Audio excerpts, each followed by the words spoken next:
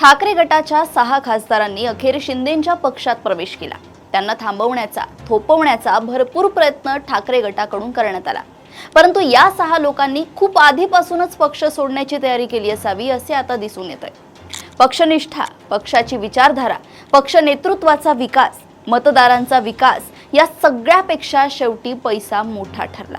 मतदारसंघाच्या विकासासाठी पुरेसा पैसा उपलब्ध होत नाही, सामान्य जनतेच्या अपेक्षा पूर्ण करता येत नाही, पक्षाच्या कार्यकर्त्यांना न्याय देता येत नाही, अशी अनेक कारणे या खासदारांनी पक्षांतरासाठी दिली असली तरी या सगळ्या कारणांचा लसावी काढला तर तो पैसाच ठरतो। विकासासाठी पैसा उपलब्ध होत नाही या तर्काला खोडून काढताना विरोधकांनी ओमराजेंचा खासदार निधीच अखर्चित असल्याचा आरोप केला। त्यावर प्रत्युत्तर देताना ओमराजे निंबाळकरांनी खासदारांना 5 वर्षांसाठी निधी दिला जातो, तो 5 वर्षात खर्च करायचा असतो, त्यामुळे आताच त्याचे मूल्यमापन करणे चुकीचे आहे।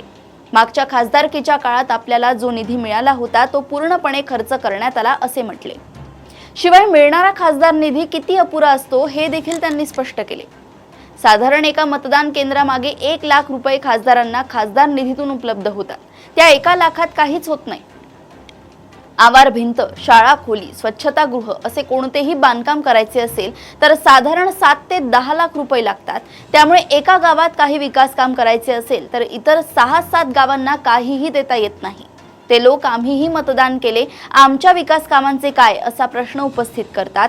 त्यामुळे विकास कामांसाठी अधिक निधी उपलब्ध करून घ्यायचा असेल तर सत्तेत सहभागी होणे अपरिहार्य ठरते। हा ओमराजेंचा तर्क योग्य असेल तर समान संधी, समान विकास या लोकशाहीच्या मूळ गाभ्यालाच धोका निर्माण झालाय असे म्हणावे लागेल। विकास निधी पाहिजे असेल, मतदारांच्या अपेक्षा पूर्ण करायच्या असतील तर सत्ताधारी पक्षात असणे ही एक अट ठरत असेल तर विरोधी पक्षाचे म्हणून जे काही लोकप्रतिनिधी निवडून येतात त्यांच्यावर पर्यायाने त्यांना निवडून देणाऱ्या मतदारांवर अन्यायच ठरतो।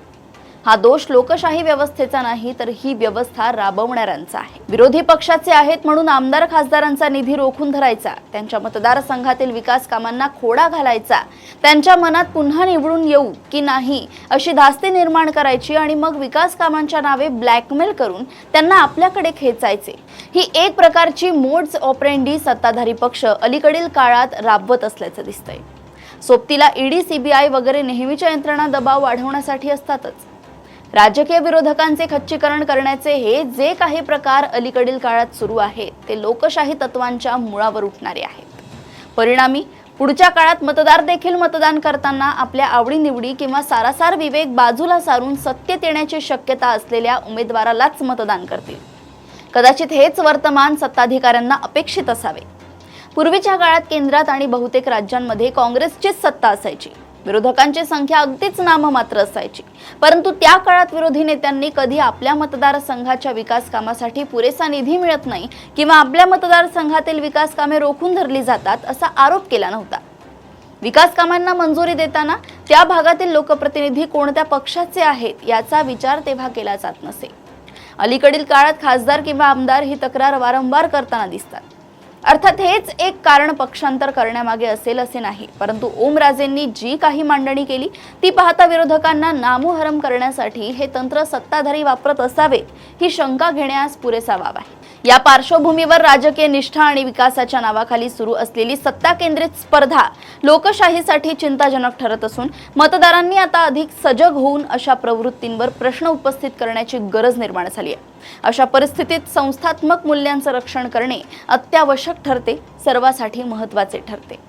अशा घडामोडी व अपडेट सोबत पुन्हा भेटूया देशोन्नती संपादकीयमध्ये। बघत रहा देशोन्नती। नमस्कार।